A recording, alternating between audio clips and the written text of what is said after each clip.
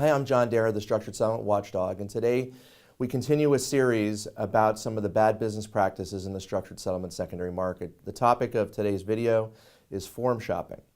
Form shopping is a process by which people in the structured settlement factoring industry, the people who call themselves settlement purchasers or buyers of structured settlements, try to get you to go to another state, a state in which you don't reside, because of a promise of better rates or a possibility that the transfer will get approved. So let me take you through this process. So you are, we've seen some pretty bad situations, but let's say you are a resident of New York State. And New York State has one of the toughest, the judges there actually really scrutinize the transaction, take the best interest test very seriously. I'm not saying other states don't, but New York in particular, the judges do a great job of scrutinizing. And New York judges sometimes don't approve people who want to sell their structured settlement payments because either they don't have a plan or it's not in their best interests. So what happens is, if you have somebody who's a New York resident, then they talk to somebody who works for a factoring company in Florida. And they turn around and say, well, look, you might be able to do a transaction in Florida because it's easier, we can get you better rates, or whatever the reason happens to be. But they lure the person who is a resident of New York down to Florida. And that's where the process starts to get a little gray and sleazy.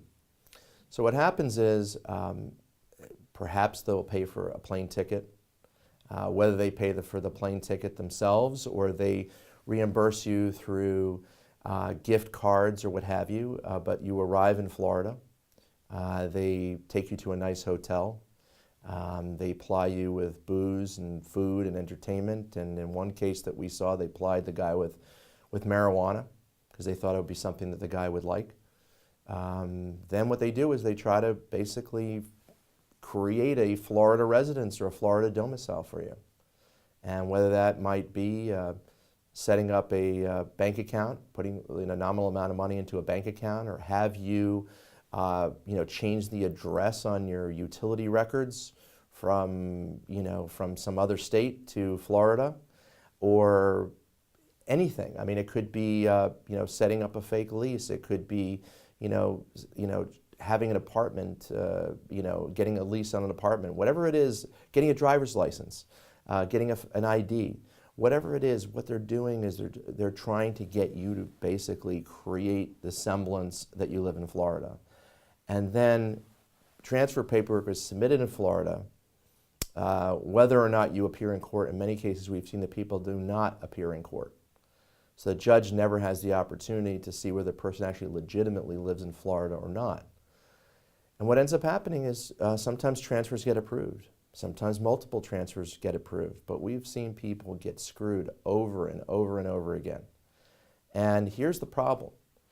If you succumb to these lures that you're getting from, and I would submit to you that this form shopping, for somebody who has no intention of living legitimate intention of living in Florida, does not live in Florida, has lived all their life in New York, or that's where their residence is, and this is done in this way, it very well might be something that is illegal. It may be violating both the Florida statute and violating the terms of 5891, the Internal Revenue Code. So it could create a bad transaction. That's bad for you, that's bad for the factoring company, and that's bad for the investor who's investing in structured settlement payment rights. Because if, in fact, the person has gotten screwed and wants to unwind the deal on this theory, the investor basically has to get their money back and has to incur legal expenses to get their money back. It costs money for the factoring company. But the worst is when New York residents or residents of other states get taken advantage of by Florida factoring companies, or people who may not be Florida factoring companies but use the Florida court system to try to facilitate transactions for people who are not legitimately residents of Florida. Sumter County, a particular judge by the name of Judge Michelle Morley has been known in the past to approve a lot of these transactions. Now, whether or not there's an issue with Judge Morley, or it's the information that's put in front of her that causes those decisions to be made. But a disproportionate number of factoring transactions have been submitted in Sumter County over the years, going back 2010, 2011, 2012, to give me pause and certainly give other people pause. Now, hopefully the situation is changing, and it's not just in that county, it's other counties as well. It's just not a good thing when you have laws that are set up that are called Structured Settlement Protection Acts. They're designed by their very name to protect people who have structured settlements. And then people, through their own frailties, maybe they overspend, whatever's going on, they are seeking to get a couple $1,000s, and they are then preyed upon by Florida factoring companies or companies that aren't in Florida trying to get people into Florida using all sorts of illicit means to get people to Florida, and then creating a false impression to the court. They are basically inveigling these people into a transaction where they may actually be committing an illegality, and it creates just a terrible situation. And I don't believe this is something that lawmakers either in Florida or federal lawmakers intended when they passed 5891, or any of the states that passed Structured Settlement Protection Acts had in mind. That's my personal opinion. And I think you're going to see, I think the trend is you're going to see a lot of transactions that are going to be contested, because it's important that this information gets out there. I've seen some examples where people have actually been bribed to come to Florida. Bribed with, like I said, I've given you examples of any type of inducements, financial inducements to come to Florida. Because there's just so much profit in it for these companies that are buying structured settlements. Not every company is doing this, but there are enough companies doing it, and don't let the National Association of Settlement Purchasers name fool you, because a number of the cases that we've seen, that I've personally seen and heard about, involve National Association of Settlement Purchasers members. And not only that, is that I have made the people, some of the people involved at NASP, aware that this is going on, and some of them have denied it's going on. So what I'm saying is NASP cannot continue to deny that this is happening.